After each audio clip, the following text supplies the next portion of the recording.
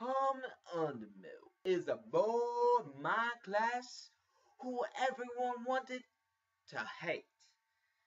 And I mean, there was a lot to hate about him. He hit the trifecta of undesirable high school traits.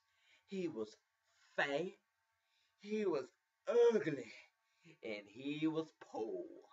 And the only redeeming quality he had was a sense of humor.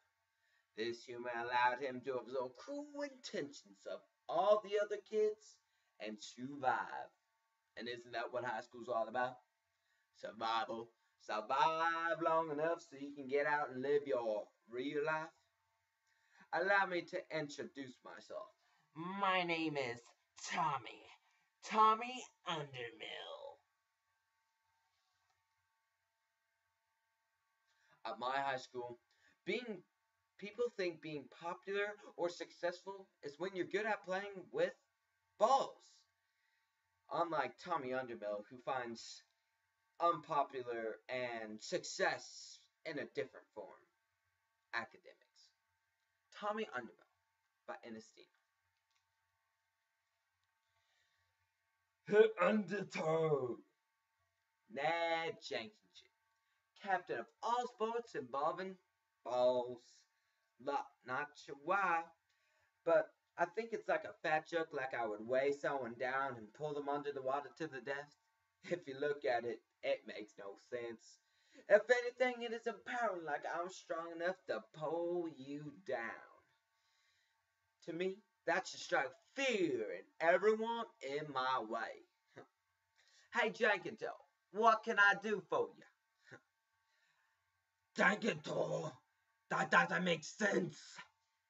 Sure it does. Nathaniel Jenkins, a blind jazz piano player in New Orleans who got caught in and killed by, you guessed it, sir, an undertow. It was tragic. Tragic. I have many exchanges like this every day. Some of the things I'd say would just pop up into my head. Tommy, look over here, pizza face. What do you want, Mark? Mark is yet another boy in my class who desperately tries to endear himself to me. I want you to die. And soon. Well, Mark, I appreciate your interest in me, but I've told you on several occasions that when we broke up, I was willing to still be friends. But it seems my rejection of you has embittered you past the point where this is not possible. I will pray for you. My grandma always told me this was a great way to get out of bad situations. Yeah, well, you're gay. Well, Mark, as I said loud as I could, it was your desire to take our relationship to the next level and that ultimately ended us. So you tell me who the real gay one is. The reason I feel like my stories were telling is that although I appear to be alone, I hold on to the fact that there's surely someone else out there taking as much crap as me. Right?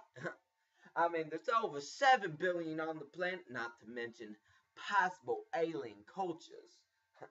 I know somewhere out there there's this little green dude taking crap right now. Hey, Zoltar, if my antenna were that small, I would cut them off and call me a melt off. Ha ha ha. And you're gay. Something like that. So, if there is someone else out there, maybe by sharing what I've learned, felt, feel, I don't know, maybe it'll matter. Now, all stories are better with a love interest, and this story surely does. But I should redefine love for the purpose of this time. I define love as one overwhelming desire to stare at someone at all possible times.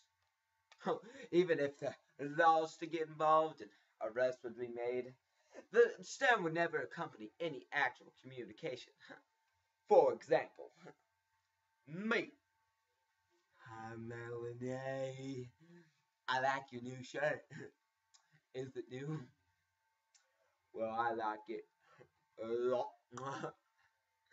Did you see TV last night? Could I be more vague? I think not. I meant, did you watch the history on each other on whether or not the Vikings discovered America way before Columbus, who really didn't even land on the continental U.S.? Melanie. Me. Cool. So I like your new shirt. So that is the story.